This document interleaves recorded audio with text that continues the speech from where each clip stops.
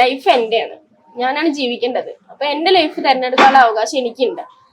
പിന്നെ പിന്നെ ഒരു കാരണം കാണിക്കുന്നത് എന്റെ മക്കളിലാണ്.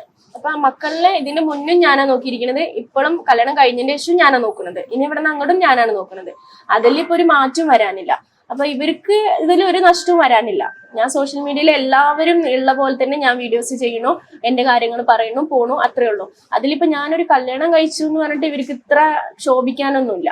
അതും കൂടുതലായിട്ട് ഇവർക്ക് ഞാൻ ചെറിയൊരു ചെക്കനെ കല്യാണം കഴിച്ചു എന്ന് പറഞ്ഞിട്ടാണ് കൂടുതലായിട്ടുള്ള എനിക്ക് കോൾസും കാര്യങ്ങളൊക്കെ വന്നിട്ടുണ്ടായിരുന്നത്. അപ്പൊ എനിക്കൊരു ഒരു ഒരു സ്ത്രീ വിളിച്ചിട്ട് പറഞ്ഞു, നിനക്ക് എന്തുകൊണ്ട് ചെറിയ ചെക്കനെ കല്യാണം കഴിച്ചു, നിനക്ക് കുറച്ച് പ്രായമുള്ള ആളുടെ കല്യാണം കഴിക്കായിരുന്നില്ലേ എന്ന് എന്നോട് ചോദിച്ചു. ഞാനപ്പോ അവരോട് പറഞ്ഞു, ഞാൻ എന്തിനും 10-60 വയസ്സായ ആളുടെ കല്യാണം കഴിക്കണം, എന്നെ ചെറിയ ചെക്കന് ഇഷ്ടപ്പെട്ടു എന്നെ കല്യാണം കഴിച്ചു, അതിലിപ്പോ എന്താ തെറ്റെന്ന് ഞാൻ അവരോട് ചോദിച്ചു.